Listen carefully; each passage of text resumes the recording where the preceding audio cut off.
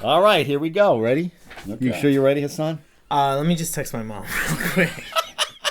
Are you recording? Yeah, I think we should be recording while he's texting his mother. Hey. Let me know when you're ready. And good. Welcome to Yippee-Ki-Yay Mother Podcast, a multi-generational discussion of movies. Welcome to the party, pal! I'm Ralph Quartucci. I'm Sean Paul Murphy. I'm Hassan. Hassan? That's Yes. a double Hassan. Or is it three Hassans? Hassan. And Amal. And there's Al. And we have a guest for this podcast. Could you get up to the mic and give us your name, please? My name's Wayne. Excellent. Now, Hi, before we Wayne. start, I just want to dedicate this show to a friend of mine who passed away this week, a guy named Billy Flaherty, I grew up with in Stoughton, Massachusetts. And I'm dedicating it to him because many of the movies that I've seen from the 70s, we saw together with Billy and his family. So I want to dedicate this show, and that's my dedication. Well, my condolences on your loss, and how am I going to throw in a bunch of sex jokes about that? Give it your best shot. Okay. We can now start the podcast. The way the show works is each one of us, for the podcast, picks a movie that everybody else watches, and we all comment on it. We're calling our podcast a multi-generational movie podcast, which also means tons of spoilers. So we don't care if you've seen the movie or haven't seen the movie. We're going to talk about the movie, and if there's spoilers, I guess you're just going to have to not listen to the podcast if you're even listening at all. Yeah. So Hassan got the chance to pick a movie for this podcast, and his movie, Hassan, tell us what your movie that you picked. So I picked Birdman, but I'd like to say I wish you would have specifically said only older movies. Well, how old are you? I mean, that is yeah, an older but I movie know to you. older movies. That's 2 Well, years. it doesn't have to be older. The idea was you pick a movie that means something to you. Well, that means something to you. It doesn't matter. I may pick a movie from the 90s now. I mean, we've kind of gotten off the fact that Sean and I were going to only pick 70s movies because you guys joined on, and it's not a bad idea to talk about other movies too. So it's okay. Next time you want to pick an older one, pick an older one. So something from the aughts or something. Yes. So very old.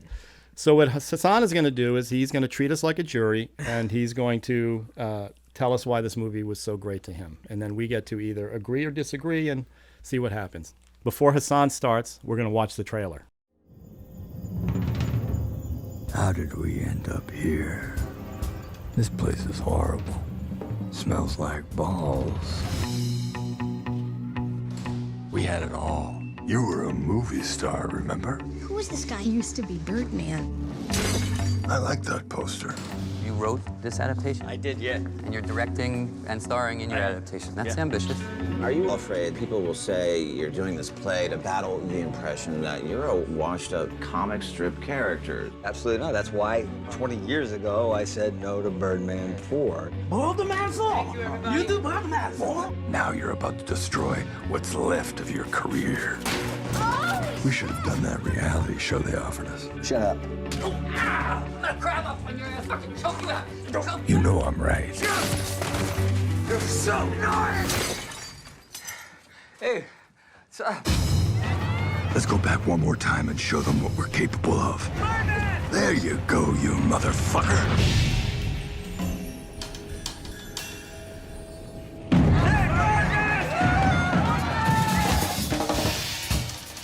God, I love this movie. Okay, hang on. Hold that thought. Okay. It's just like. First of all, a couple of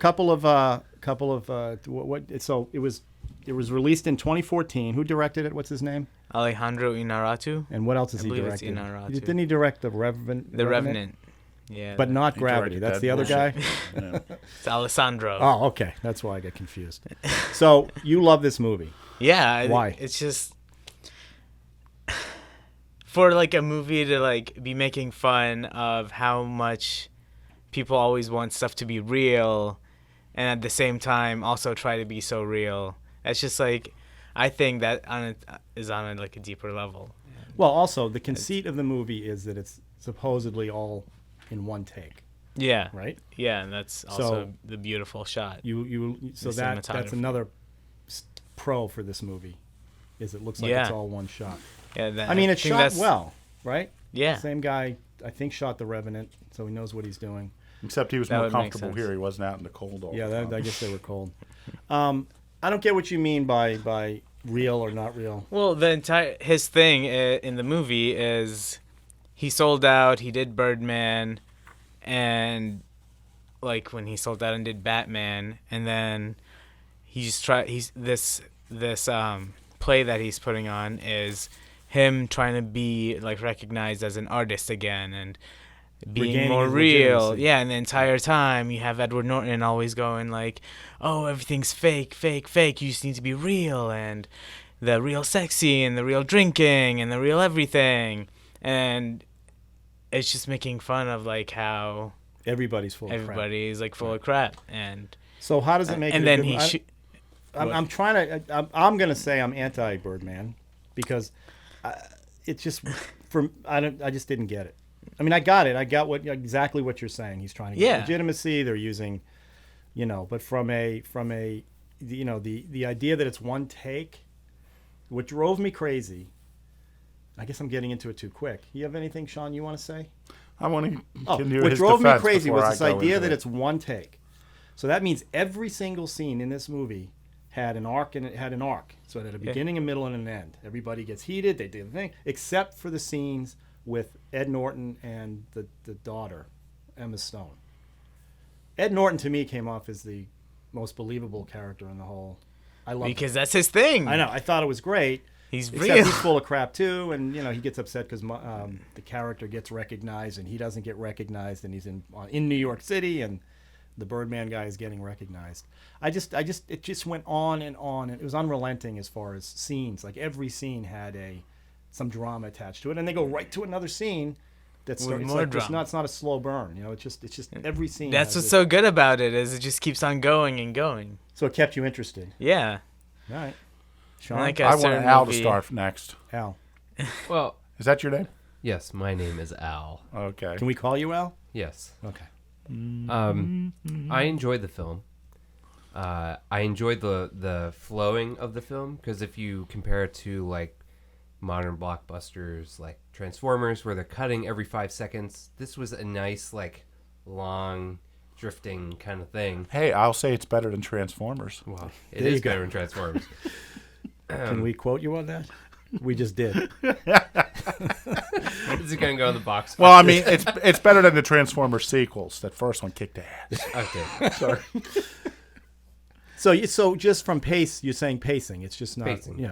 But doesn't that, to me, that's what made it overwhelming too. It's like, okay, I didn't get find that it it's overwhelming. Well, I'm just saying from that angle, from the editing angle, right? Yeah. You're saying Transformers cuts too quick, and most of the new ones cut too quick.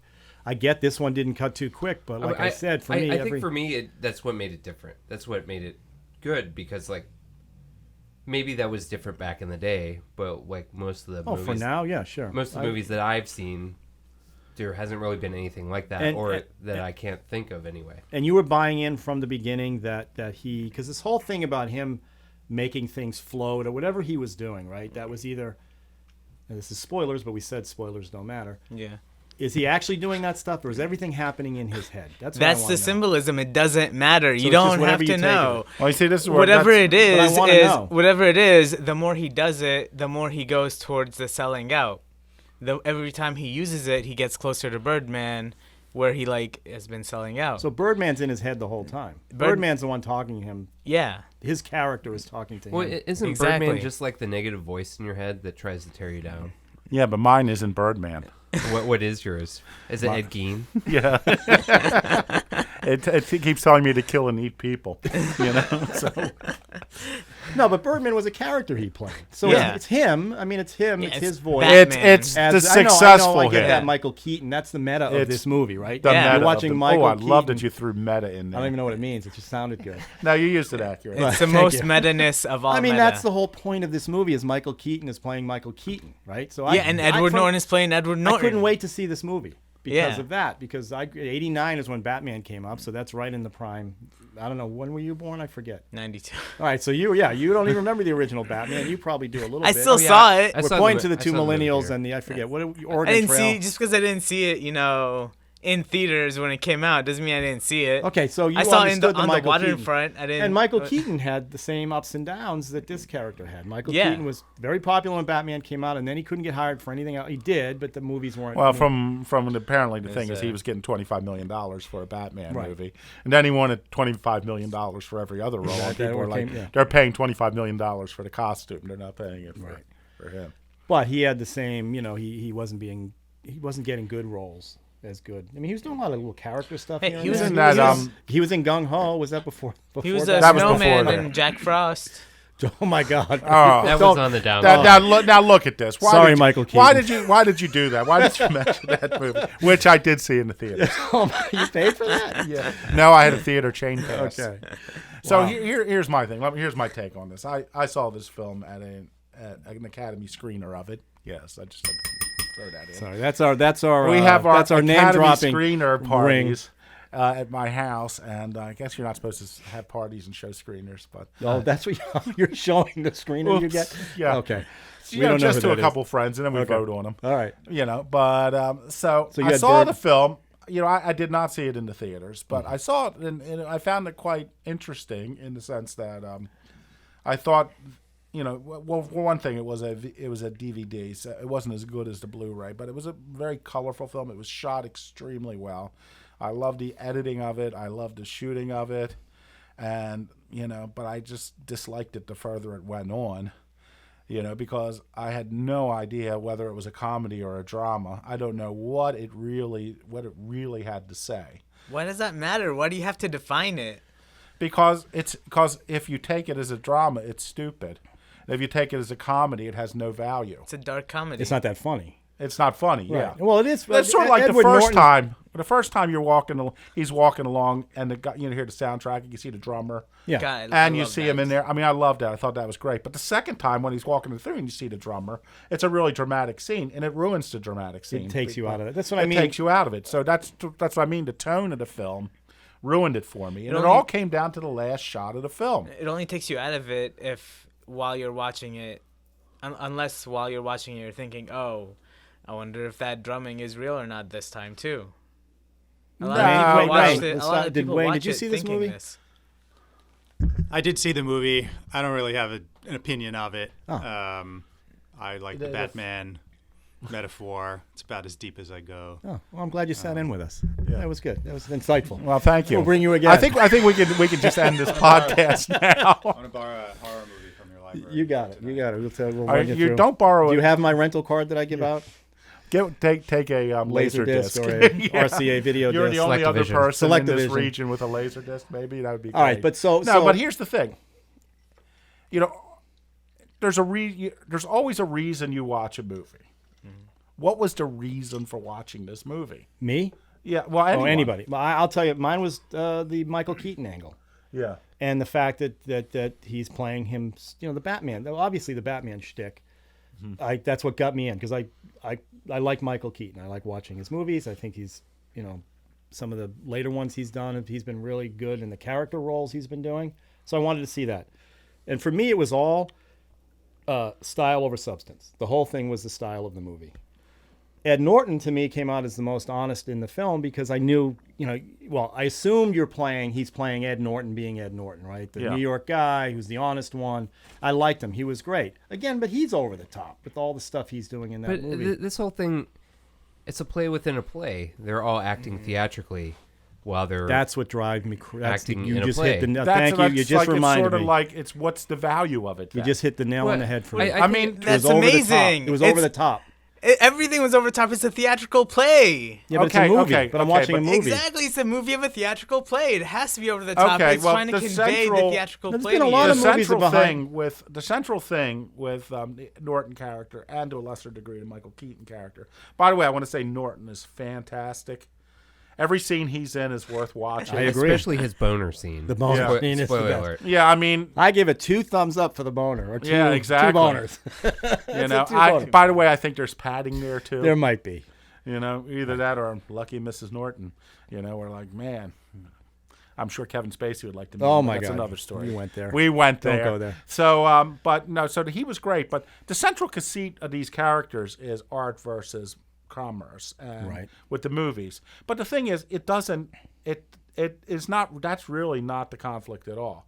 Even though they muse endlessly about theater, the legitimacy of the theater versus the movies. No, ultimately the movie is his conflict, only his conflict. Yeah, but whether he's legit or not, and that's what forces what happens at the end. But still, regardless of what the character thinks, the filmmakers have another attitude. But the filmmakers obviously do not have this conflict because they're constantly ridiculing the theater, the supposed honesty of the theater, while they're also ridiculing the movies. I was going to say, the movie people. Yeah, the movie. Yeah, no, people. it's funny. It's exactly what I was. The bar scene in particular, where they're ripping into that woman who's the critic. Yeah. They're either taking the attitude that they hate movie people or they hate theater people, and you're right, they did both. Yeah, they hate the and movie they did people. it all within that scene. So there's no value, so that's like the central external argument of the film, and it's valueless because it has nothing but contempt for both of them. Right. So what's the filmmaker's point of view regarding that? Contempt. Okay. But he's making a movie. Right. So obviously, he didn't choose to stage a play about this. He made a movie about it. Right. So who's he throwing his contempt at? Well, that's the confusing nature of this film. But more important, the audience. His movie is a reflection. His movie is a reflection of real life. It's a reflection. Movies?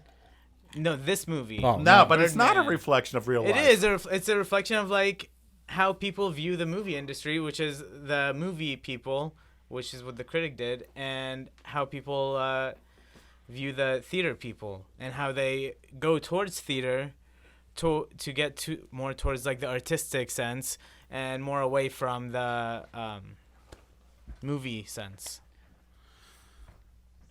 Yeah, but it's still, the filmmakers aren't putting a Where's the reality in this movie? In the boner. Okay, well, we maybe where are you saying I the wish reality I saw a director's commentary to see whether that was. Is it the daughter? I see it in how the actors interact with each other. I feel like that's how actors, that's a behind the scenes look. Well, into, I think an one of actor's mind. the important things about this is for the audience, you're getting to see a version of the behind the scenes, and with celebrity being so huge, you get to see these people in a more natural environment. Except they're all ginned up. It's all ginned up. Even when the light falls on the dude's head at the beginning. I mean, yeah, there's been a lot of movies about behind. Isn't what's the movie Singing in the Rain? Isn't that behind the scenes story? But that had a point of view. Exactly. So there's been a lot of behind the scenes stuff. This was behind the scenes and a play at the same time. And you hit the nail on the head when you said it's all theatrical. And I guess this is falling right into my why I like the movies I like. And you said it today when you walked in. You go, oh, this is a very natural movie. Ralph's going to love this movie, right? The one we're going to review down the road. Yeah. So, yeah, that drove me crazy, the theatricality in every single scene. That drove me nuts. And it took me out. Let me ask you this. Do you like going to see plays or going to the theater? Sure. When's the last time you've been to the theater? I don't know. I'm trying to think what I saw.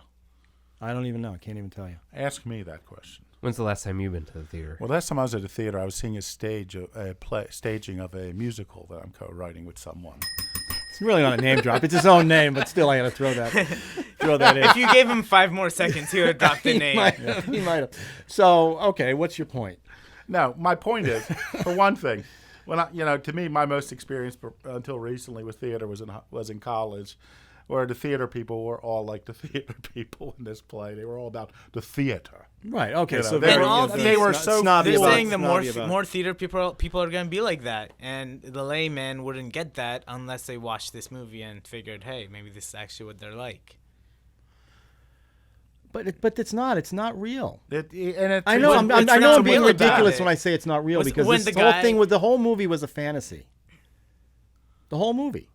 Birds flying around, and he twists things, and stuff's falling off, and he's walking in New York City, and there's bombs going off. This was all a fantasy going on in his head. What's wrong with that? You don't walk around the town having these images in your head before, thinking stuff like that. I used to sit in my church when I was a kid, after seeing the Poseidon Adventure, hoping the church would flip upside down and figure out what I would do. Now that could be a movie. There you go.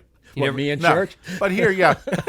and watch. And you never thought of what it would be like to be sitting on a subway car when gang of dudes came in. And funny you mentioned that because I told you I play the music in my head. Of course I do that. Yeah. But I wouldn't pay for someone to. But and that's even different more than than that, this. even more than that, there's like a bunch of little things in it, like when the guy before the light falls on his head.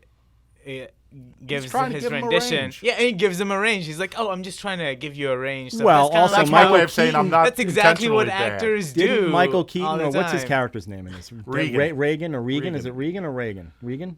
Regan, Riggan. Didn't he say He's right like- before he walked out there, "I wish somebody would kill this guy" or something? Didn't he say something right before that when that light Yeah, he fell made down? it happen. He made it happen. So He made it happen. He made everything it happen. He doesn't matter floated. whether it's in his head or not. It's like, I heard like something like that. The more he does that, the more of like his powers manifest throughout the movie. The closer he gets to like selling out and like the Birdman himself and like, what was it?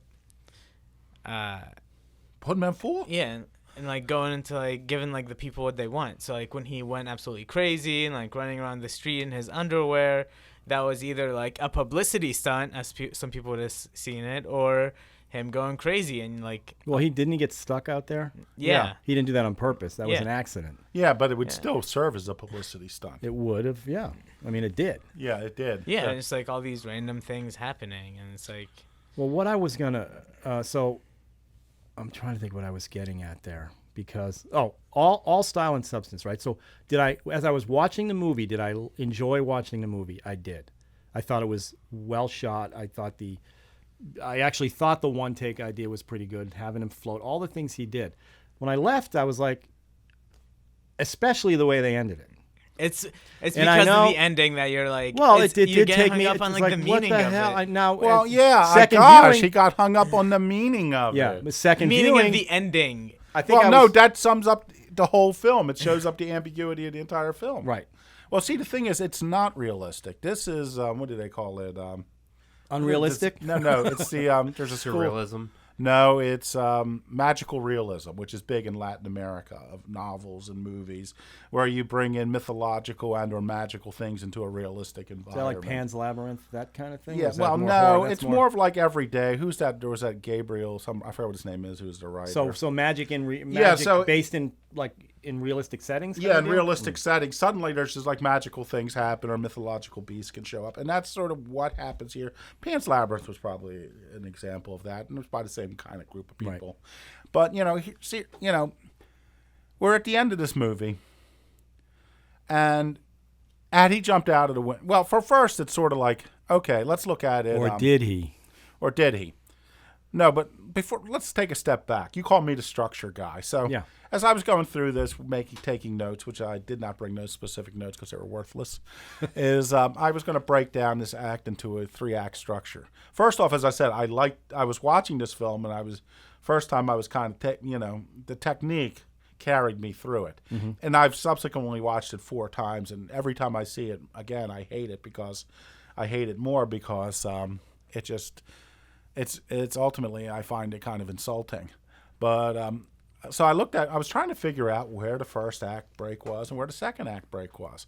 Because if you look at it as a comedy, because the breaks are at a key emotional moment. There's emotional moments everywhere. No, That's but the thing is, which ones are the ones that define the shape and the path of the narrative? Right. And so I thought that my impression was that the end of the first act is when he talks to his wife, and his wife says, it's like you mistake adoration for love. Right. I look at that, but so I went online and I wasn't satisfied. And the second act, the end of the second act was the daughter giving him a lecture, about what this means. It doesn't mean anything. You mean nothing. Nobody means anything. Yeah, the big scene in that little room. Oh yeah, and he like all this theater, and this is the way I felt last time I was up at Broadway too. We were watching Rent, and Rent is like a revolutionary film. What's that? Everyone has AIDS. Yeah, everyone has AIDS. We're all sticking it to the man. You know what I mean? And I'm sitting there thinking, yeah, a great revolutionary piece on theater where everyone's paying hundreds of dollars a ticket. Right. And it. to me, theater, particularly Broadway, is the least revolutionary. It's the most stilted. And I'm not saying this is necessarily a negative thing because certain things are well suited for it. I've certainly seen lots of plays I enjoyed, but it's sort of like when you try to be edgy, it just doesn't work for me. It's like it could hardly be more. I thought Rent was tremendously pretentious, and I thought this film was tremendously pretentious. But had he jumped off, and they looked out the window and he was not flying, the film would have had resonance to me if he really died. He really died, by the way. No, he didn't. Okay. Here's my take on my second viewing watching this. Okay. He looks like Mickey Rourke at the end. Yeah. Well, with the nose? Yeah. Here's my take on the end. And actually, it made the movie better for me in some ways. Okay. At the end, when he gets up on stage and he takes the gun out and shoots, we don't see what happens. Yeah. We only think he shot his nose off because that's what they show us. Yeah. It was way more chunky than just a nose flying off. Well, my theory is this. He died on stage. And what you're seeing is he's either in heaven or purgatory, whatever it is, and he's getting all the rave reviews. His wife is sitting in the room. The daughter comes in, and she's saying, look, you're trending on Twitter. Everything happy for him. Yeah. So that last chunk with her in the hospital room and her looking out the window, he's already dead and gone. That's just his dream of what would have happened. But he died on stage. But here's the thing: if that's his dream, why does he jump out the window at the end? He was flying. Flying where? Flying. He was just flying. Really matter. Doesn't matter. This whole movie was about him wanting to fly again or something. He if they had established something like that to show that at the beginning. Showed what? What would they have to show? Usually, if you're going to end with the character dead and having vision, his life after his death, usually you start. Well, what did you think? Okay, forget. What I think is that I said that it's magical realism. What I think it's just magical realism that he just flew away at the end. That's which just is crazy, Sean. No, of course it is. It's not. It's the actual intent of the filmmaker because she goes to the window, Emma Stone, looks up, sees him, and smiles. That is not crazy. That it's crazy, but that is the intent of the filmmaker. Well, you got to remember too. You remember when he shoots his head, and I only know this because I read it afterwards. Whatever he did on stage, whether he shot himself in the head or the nose, the shots they go to right after that is a shot of the jellyfish, which is the story he talks about how he tried to kill himself the first time, and a couple other shots that were his life flashing away. Yeah, he dies. If you say that, and there's some scenes where there's some rocket stuff flying through the air. There's some scenes of looks like a rocket. Those ship. are Birdman. Birdman, and she, that's what. If you're going with your theory, which is she's looking out the window and he's actually flying away. They have referenced that at the beginning of the movie with some of those shots of the rocket flying. Which is I think I'm taking the other approach. I like that ending. Which one? The one you said. But that's his interpretation. It is not the actual document. The actual. You don't know the actual. No, I watched it. What do you mean the actual document? What you saw. You don't know what the actual. So film can't have metaphors. It can have metaphors, but the reality is that she looks up and she sees him. You could say he's dead, but he's still flying. He's not flying, Sean. Why isn't he? What makes you think he's not flying? If you go, that's not real. People don't fly around in real life. Well, he's talking to the Birdman. He's flying. He was flying. He was floating things. I don't get where does your realism begin or end? You can't suddenly say at the end of the film that that's not real when his mind is throwing items around the room. He dropped a light on the guy. See, to me, the whole movie flies up to a rooftop. I think it's pretty obvious that it's all in his head. I think it's. Then why if it's all in his head, why is she looking up at the end? Why does that matter? That's the whole point of the film. The film moves. That's the cheat of the movie. But that's the cheat of the movie. That's where the director is saying. The director is telling you what to think at that last moment. Exactly. She's looking up. You to think. That's him going like, or is he? Right. Exactly. That's exactly what they're doing. Yeah, so that's what's the intent. That's if you believe that he's not dead. I already believe he's dead now. So that you were the first person I ever heard to say that. Come on, I looked that up too. Other people said this. I know on that Kennedy assassination website. Yeah, well, that all came through that. No, I watching it the second time. I'm like, wait a minute, he killed himself on stage, and this thing is just what he would have wanted to happen. There is the thing after the whole movie's about what's in his head. The whole movie is his reality, how people are reacting around him. Yeah, they may be. There may be scenes. We may see behind the scenes of this movie. What if that was what he was imagining when he was about to pull the trigger? then where's any reality in the movie? Then the whole thing was. No, I got to disagree with you on that because of a matter of point of view. Because if he was in every scene, then I would buy what you're saying. Yeah. But the problem is there's all those scenes with Edward Norton. Yeah, and there's. Emma What do Stone. you mean? You mean if it was all about his head? What's going on? It was all in his head. Yeah. He would have to be seeing or imagining somehow. We'd have to see him imagining. Yeah, but he is in every scene if you think about it. No, he's not on those two rooftop scenes with. But they're talking about his daughter and his relationship with his daughter. The two women who have that scene, the two actresses who have the scene. One of them was supposedly pregnant by him. The other one was, Yeah, that pregnancy was as real as the rest of the movie, though. Exactly. No, I mean the filmmaker the ends on a shot of her looking up because he wants us to believe that he's flying. Right. I mean, that is not fake. That is he his flying? intention. Is he dead? And she's like looking up towards heaven. That's again, if you believe that he's not dead already. Yeah, and that's if. But did you believe that before I said it, or did you think? I didn't even think about that until you said it. But there was also a thing after he shot himself where he's wearing he shot his nose off In the hospital. Yeah, and he's wearing the thing, and it kind of looks like he's Birdman again. Right. Well, the Birdman's sitting in the closet, isn't he, or something? He goes in the mirror. The Birdman. He has this one last look at the Birdman, when he looks in the mirror at his nose, he turns around, the Birdman's behind him, and then that's when he jumps out the window. Yeah. Or flies. Is he say well, here's the question: Why does he even jump out the window?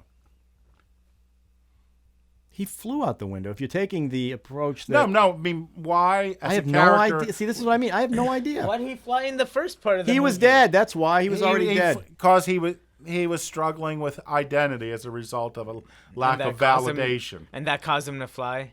No, I'm saying it doesn't make any sense for him to jump out of the window because he finally gets all the validation that he wanted. Correct. That's why I'm saying the movie sucks. And he can't tell if the validation is true or not. I couldn't have said it better. Well, but he knows it's true the because movie, he's got the reviews, he's got the things. Everybody wants a piece of him. He knows it's true. He finally got exactly he always said what the play wanted him to do, and the play did exactly what it was supposed to do to him. And yet he jumps out the window. Why? Because his daughter said that all success is failure. That none of it matters. Since when does he even? I forgot about that part. Yeah, but why does he even care? He doesn't care about his daughter at all. I mean, really, if you think about it. That's why she was in drug rehab and all that. He was a terrible father. Yeah, he's a terrible father. And suddenly, a terrible husband and a. Suddenly, he cares what she says about success. Right. No, he was dead after the play. I accept more that he was dead, but that's if they could have made it clearer. I think her looking up at the end. There are two scenes that ruin this illusion, this whole realism thing. One is her looking up because that's not his point of view. Secondly, it's when he comes to the theater for the last day for the performance. You see him land on the ground and comes in. Then you see the cab driver running to get paid. Right. So he didn't really fly there. Right. So in other words, it took the reality. And then it took it away. It added the magical realism. Yeah, he's right. That scene at the end after he has his binge that he goes and he ends up sleeping on the garbage, right? And he wakes up and he flies to the theater is what you're saying. Yeah, he goes to the rooftop and he flies. There's a cab driver there. The cab driver comes in looking for his money. Yeah, so he did not fly. He took a cab. Yeah, because it's in his head. Right, that's what I've been saying. Then he's not flying at the end. Right. He's not. He's dead. Then why is she looking up? That's the part where the director is throwing his ambiguity. I'm telling you, that's his last thought when he's standing on stage, when he's about to pull the trigger. That's what he's imagining the outcome will be. Him jumping out of the window. Him getting all the accolades and the review that he wants, and him. So he's dead or alive in that hospital room. Like he's thinking that gunshot. That's not even real. It's not real. Right. I'm saying, Al's right. Like he's thinking that gunshot. That scene is right. He's dead on the stage. That's just an addendum. Right. That's just this is what he was thinking. Well, no. That's what I'm going. See, I can't buy that either because of everything that happened before it. Because for him, he didn't feel Birdman gave him any validation. He needed the theater to give him validation. He felt like it was fake. Birdman was fake. Not him. Birdman was just the negative voice in his head that tells him that he's shit all the time. No, Birdman was an actual character. Birdman wanted him to be Birdman. But ultimately, but he's using Birdman as his weight. That's his weight. That's the thing that's weighing him down is that thing he did for the franchise is a thing that's not giving him his legitimacy as he goes on. But I think it's his, like, you know, everybody's negative voice they have. It morphed into Birdman or Batman after his career went south. So So here's the thing: he finally, even if he's about to shoot himself, and he imagines this play gives him all the validation he needed, he still ends with him embracing Birdman rather than the theater, which makes no sense whatsoever. Because he went more towards the sellout part. No, but if he's dying with the success, even when he went towards the small theater and the obscure play, the what we talk about when we talk about love play and like. But he paid for all that. What do we talk about? He paid for all his legitimacy, right? Yeah, he was paying for all that, and he was running out of money. Yeah. So, and the woman that the critic was going to trash him anyway, right? Yeah, but she gives him a great review in the hospital room. Yeah. After he's dead. So, I want people. Here's the thing. I'll say one thing. Talking about the movie is way better than actually sitting and watching the movie because I like the fact that, you know, we're all getting different interpretations out of this, right? It's sort of, that's what movies are all about. That's good. But again, it's one of these movies that was, like I said, I'm watching it. Okay, great. And when I walk out, I just don't care. It didn't. That feels the way I feel about all of Inarritu's films. Well, The Revenant. Did you see The Revenant? Yes.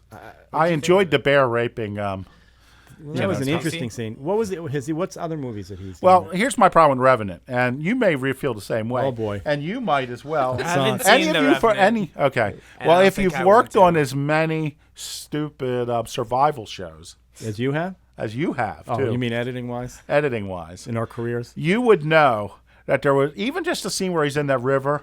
He would have not survived that. Nobody would. Yeah, nobody would. You know, just survive. You know, he could not survive. Listen, guys get paper cuts and die of infections, right? Yeah, there is no way he could have. You know, he could have survived that cold water. There's like, right. So you're saying all his movies are mythical? It's a fake. But I'll tell you what, the one that pissed me off of his Inarritu's films that really pissed me off was Babel. Did you see that one? I did not. I saw that a long time ago. That's with I don't Brad. It was nominated for like best foreign language film or something. Is that a Brad Pitt? Yeah, Brad Pitt in Kate it. Blanchett. Yeah, maybe?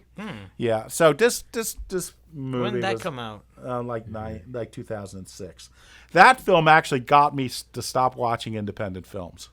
Really? Two films that year. That's what took that. What you can't summarize one independent film to the whole genre of independent films. Well, I said there was that in another film. The other film was Little Miss Sunshine. Oh. Okay, that is a fucking amazing movie, and I need you to take that back. No, it's an amazing movie. If you haven't seen that plot play out 57 times during the 80s and 90s. So what? Plots don't have to be original. You gotta remember, anymore. Hassan's movie. It's a bunch. There's no memory before 19. You know, that's sort of like American Pie. That's cool. That's original. But it's like, no. We saw Porky's. Little Miss Sunshine is nothing like American Pie. No, what I'm just saying is for you. The whole American Pie franchise, like Porky's. We've like seen it all. Nerds We've seen it all. Revenge. Yeah. Well, every movie is. So what? Well, who cares? Well, that should be a positive review for this movie we're talking about now, Birdman, because there is no movie like this movie. Nothing. But let me get back. But here's what I didn't like about Miss Sunshine. And all these independent films of the 80s and 90s are a bunch of like quirky characters who like come together and they build a family, like a family unit. Yeah, that's a great story. It's a great story. The first 92 times. They would have been in jail for. Yeah. Now Babel. So that's one cliche of independent films up through that period, and the other one is, Hollywood films always have a happy ending. Independent films have the bad ending, and it's like Babel. I'm sitting there watching it. It's lots of different stories. If you saw it, you will remember Al. It's a bunch of different stories cut together, and they all, each one ends worse and more horrible and more tragic than the other one. And I'm just sitting there watching. Worse than Crash, or same idea? Just as bad as Crash. That is the one film that definitely didn't. Are we talking about the Cronenberg film or the other one? No, not the Crash. I know what that one is. The Cronenberg Crash was better. Holly Hunter's in that one. Now this was Academy Award Best Oscar for Best Picture. As much as I have a problem with this deserves it more than Crash did. Did that win? Yeah, well, that's what it says. Birdman won for Best Picture? Hell yeah. Yeah, but Babel, it just pissed me off because I'm like, it's what was it up independent. Against? It was against, I think, Theory of Everything. No, wasn't against theater. It was a weak year. It was a close one because it was against. Shit. I bet someone will look it up. Internet. Richard Linklater's Boyhood. Boyhood. Wow. Boyhood. Yeah. I like Boyhood, but not that much. Yeah. But I mean, it was no Dazed and Confused or Slacker. Nothing is. But so to me, I just got sick of it. You got to remember, Hassan, I was watching independent films since 1985. So I'm looking at watching independent films. But why would that? I guess. Babel. No, it's because it was just, to me, having this tragic ending in every independent films, especially this one, was just another cliche. It was like independent films are supposed to. What makes a film independent anymore? Well, it's hard to say. Is it budget or is it what is it? It's not budget because they're all financed by. Hey guys, this not only won Best Picture, it won Best Director, Best Original Screenplay, and Best Cinematography. Well, it deserved Best Cinematography. Best Editor too? Look at editor. Why? There's no editing. Well, it showed remarkable judgment. Was it at least nominated for editing? Though, Probably. The cinematography in this movie and all the colors. It said fantastic. Michael Keaton was nominated for Best Actor. Right. Ed Norton and Emma Stone were nominated in the Best Supporting Actor categories, and it also received nominations for sound editing and sound mixing. Okay. Well, yeah, that makes. I mean, well, they did have a voiceover. Listen, technically, it was great. That's also technically it was also like one of my main points. Like, it's not my favorite movie, but like technically. It had all the makings of a great movie. I know, but you know what? Like you said, the drummer you see in Times Square, right? We see that first time. The jazz drummer. First time it's in the hallway. Also, that's the second time. I like to say that Whiplash should have won Best Picture. Whiplash it was up against Whiplash. Yes, movie. Whiplash got ripped off. And another film. Was it dragging or was it ahead? Did our friend leave? Yeah, he said we're too deep. Okay, but he was talking about Whiplash was based on a short too. Oh, really? Yeah, so. They made it short. I wanted to see Whiplash. Well, that was based on the director's. You didn't see Whiplash? No, it looked really good though. That was the film that made me believe in independent films. Oh, okay, they got you back. They got me back. I think Foxcatcher was. I did not, but that's the Stephen Carell playing the wrestler. Yeah. They should have called it House of Cards 2, and instead of Stephen Carell could have played Kevin. Let's not do another Kevin Spacey joke. Well, Halloween was just here, or as Kevin Spacey calls it, home delivery. Oh my God. I'm sorry. Oh Jesus. What website did you pull that one off of, Sean? Yeah, well, I was just hearing all these Kevin Spacey jokes. They're all. Halloween's the only day that 14-year-olds will knock on Kevin Spacey's door. So sad. I mean, I'm very God sad bless for the people women who for lost standing their up, job. and anybody that's been abused, and the guys, anybody getting abused. You know what? It's about time. Screw them. It's you about know what time. I mean? Exactly. Those guys. Yeah, no. Those Harvey Weinsteins and all. They deserve everything they're getting. And now, some of the movies we're going to talk about have people. Yeah. That are being accused. Don't worry, we'll hit on that. My film, everybody's on the up. No, that's good. Well, we'll find out. Well, yeah, but I just thought that Babel was just so cliched. I haven't seen it. But I'm going to give you some advice. Skip it. Yeah, when I hear reviews of Birdman and Revenant, and they bring up Babel, they go, "This is the same guy that did Babel." They didn't like Babel. I probably did not see this in the theater because it was from the same guy. Weird. They bring Babel. up another movie they didn't like just to compare it to another one of his movies they didn't like. What do you do? I mean, what do you do? That's how you compare directing. Have you seen? I mean, how many Michael Bay films do you watch before you give up? Revenant. So you've seen one of his movies, and you're I'm not sold on the director. Did you see 21 Grams? No. That's the one I did want to see. 21 Grams? Yeah, 21 Grams. I love 21 Grams. That is, I read that and I'm like, I would really like to see this, but I hated all the guy's other films that I saw. So, but that one sounds interesting. I would like to see that. Is that the one with Sean Penn and the Soul weighs 21 grams or something? What's her name in it? That's 21 in this grams movie. of what? Emma Stone? No, the blonde. Yeah. What is her name? I know her name. She was in. It's probably on the back of the case there, Sean. Yeah, check the back of the case. I'd Good rather point. look at other research. Not Lindsay Lohan. There's Lindsay Lohan isn't on there at all. What are you talking about? I know. No, that's what I was saying. It's gonna come right to me right as you get it. I'm gonna know. Give it to me. Oh Lord. I brought the Blu-ray. New register. They don't have anybody on here. Yeah, no, it's on the front. It's on the front. Naomi Watts. Yeah, Naomi Watts. Yeah, come on. Sorry guys. that'll be a lot quicker in the podcast. God, this is why Naomi won't sleep with any of us. That answer is going to come up. That answer is going to come up within seconds. And Zach, how do you pronounce that last name? Galifianakis. Okay. He knows that Galifianakis. Yeah. You guys are old buddies from Al got it first. He was good in this movie. I liked him. No, he was good. And Ed Norton, fantastic. Ed Norton was fantastic. Okay, let me just call out one scene that I thought was fantastic. Well, we should always do that in a film, a good scene and a bad scene. Okay, here's my good scene, because all the other ones were bad. This is the one where Ed Norton and him get in a fight in the little kitchenette. Yeah. And Michael Keaton does that thing about how his father abused him in the shed. Yeah. And both their reactions were just fantastic. Yeah. And you go, that guy can act, and you realize it's all bullshit. He did the whole thing for Ed Norton. Yeah. It was great scene between the two of them. And Ed Norton's boner was pretty good too. Well, I really like my favorite scene. When they were fighting and he's just like doing stupid shit, and Ed Norton's whole style with like the distracting and like punching, and it's like his old-timey fight thing also killed me. That was Ed Norton, the way he was good. Like, he was good. What's your scene? Well, mine is the one where we first meet Ed Norton on the stage, where they go through the script together. And at first, like, he knows the lines. Right. And he tells him, no, I read the script. Right. It's like, how can you do that? How did you know that? Do you think Ed Norton was actually playing Ed Norton? Yes. You think he's really like that? Yes. That is 100%. You think, based on what? You just think that's what, that Ed he would Norton. do that? He would be that meta and do that to himself? I don't That's know. all him. I know that.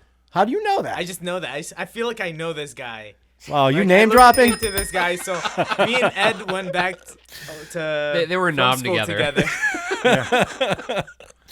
Now, Ed Norton's, you know what? It may just be the fact that he's an incredible actor. And he just makes. Well, you have heard stories of him taking over movies. I mean, he's definitely got some. So I'm sure they played on it. Both, I actually hated him before this movie. Really? Because I thought, because of all the stories I heard, but seeing it all in the movie and him still doing it. So you hear those stories and it like affects him more. how you. I mean, I guess that's what this whole sexual predation thing is going to do, right? Yeah. As I start watching movies, you go, oh my goodness. Yeah. I mean, it's Woody Allen. You kind of had that problem as you start looking back on movies you love. You go, oh. Wait, it happened to Woody Allen? All right, wait, what? Lord, are you? Excuse me. How old are you? Oh, sorry. Oh, and who could be? I got him mixed up with the other one. And what Woody could be Harrelson? worse timing? No. Yeah, Woody Harrison. No, that's oh not God, true. not Woody Harrelson. No, I mean, look at Woody Allen's next film has Jude Law playing a 50-year-old guy in love with a 15-year-old Look at Louis girl. C.K. Yeah. Okay, now there's all these. I love Louis C.K., but there's all these stories about Louis C.K. doing some of the stuff that has Harvey Weinstein has been accused of, and he has a movie coming out. Yeah. Well, I'm not going to support daughter. any of these movies. I'm not going to support the Justice. Well, for one thing, I'm not going to support Ben Affleck. But How can you not? I mean, Sounds like you need to start watching more indie films. yeah, you might have to get that. Well, that's where he wait a minute. rose. Exactly. Didn't Weinstein's whole thing was indie films? Anything else you want to? We got to wrap this one up. No. Let's go through scenes. about I'm sorry. Our more favorite scenes and our least favorite. So mine is the scene where they meet. The least favorite's the last scene. Al, do you have any before we go back to our host? My favorite scene is the flying through the city scene, primarily because I dream like that sometimes. So it was kind of realistic and like a dreamy. Well, it was a dream, probably. Yeah. But yeah, okay. That was well done. The whole movie's well done. There's no question it about is that. excellent. The technical side is so good that it glosses over all. Well, I think, like I said, the you mess walk out. of You the walk out. thematic It's like mess. eating junk food. Feels great at the moment, and then when you're done, you go, "Oh, what did I just do?" And to me, it's more like you're eating junk food, and then you throw up and you eat it again. That's what this movie is. Yeah, that's what this movie. I also like the very visceral. Yeah. I just want to say I like the long take in Times Square when he's locked out and walking in there in his underwear, and he seems to use that as like energy in order to impact his performance and like the play once he comes back in. And then doesn't he shoot himself right after that? Isn't that the scene where he goes on stage and no, it's the next one. Yeah, that was like preview night or something like that, and then the opening night he shoots himself in that. Yeah. And can I name drop one thing? Well, let's go. What's the Particularly, name? I sent Michael Keaton's producer a script once, and What's his name? I'm sorry, don't you mean Michael Douglas? No, Michael Keaton. And the guy had this, and usually I send an email, but this guy called me back. I hate talking to people in Hollywood. I'd rather just deal with them by email because you're only going to be evaluated by your writing anyway. So your email writing or well, yeah, first your email writing, then your script writing. And then this guy gave me we talked for 20 minutes about how bad scripts are. And then he says, I'm very much looking forward to reading your script. Then I never heard back from him. So I guess he thought I was just another one of those bad screenwriters. Well, I mean, that he gave me a 20-minute lecture about. So. When did this happen? Is recently or? No, this was about